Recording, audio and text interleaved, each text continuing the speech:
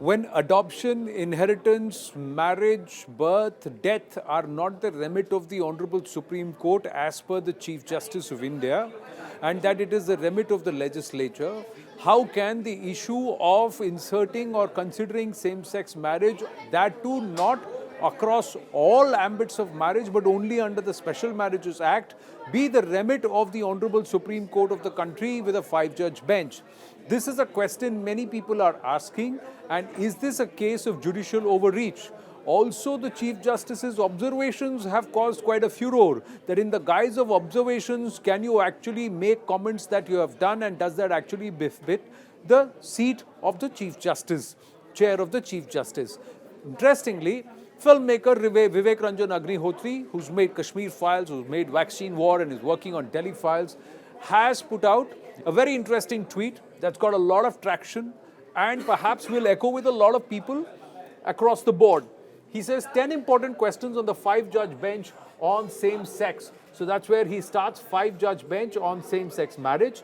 And he says, with utmost respect for the judges and the judiciary, not questioning their competence, merits of families, I have some humble observations about a potential conflict of interest.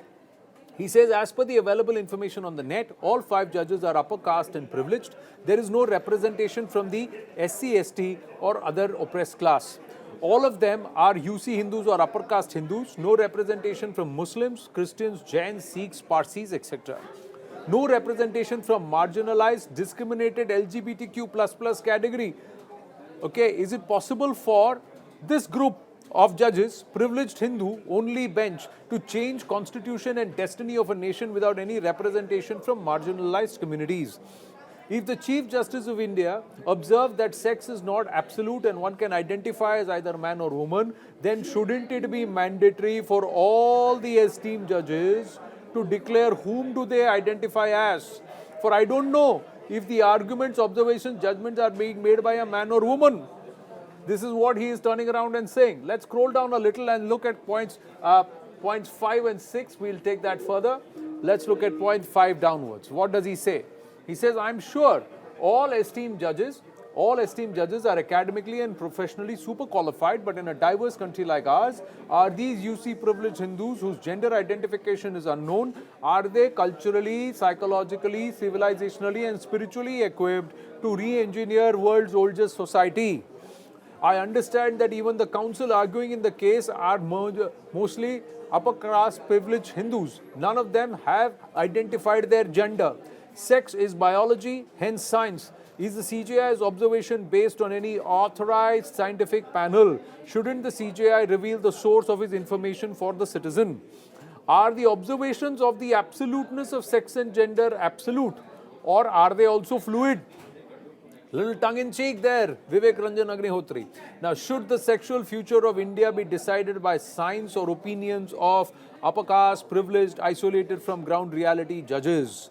The Supreme Court's sole purpose is to protect democracy. Instead of deciding themselves, shouldn't they also have asked the Parliament to take this decision, which has representations of all kinds and is the will of the people, for the people and by the people? Wouldn't that have been the true role of the protector of democracy instead of 5 upper caste privileged esteemed judges?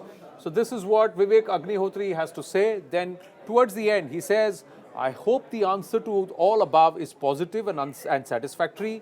Until then, democratic questions must be asked about the conflict of interest and lack of transparency. So once again, conflict of interest and lack of transparency comes into his opinion point of view, saying, is it clearly the remit of the Honorable Supreme Court and the 5-judge bench? Please share your views. Our team will collate replies and send them to the Chief Justice of India for their Chief Justice of India's office for their perusal. And then he puts on a disclaimer saying, I personally believe in merit and not in caste. But as long as our judiciary and constitution allows elections, jobs and decision making based on a caste structure, I am constitutionally forced to obey it. Hence, I have mentioned the castes of esteemed judges. I must reiterate that I have deep respect for the Supreme Court, judiciary and esteemed judges, and this post is in no way to demean their authority or respect. But with no disrespect, questions are being raised. Questions are being raised on accountability, but more importantly, remit. Is this plea actually maintainable in the Supreme Court, or is this the job of the executive and not the judiciary? Think about it.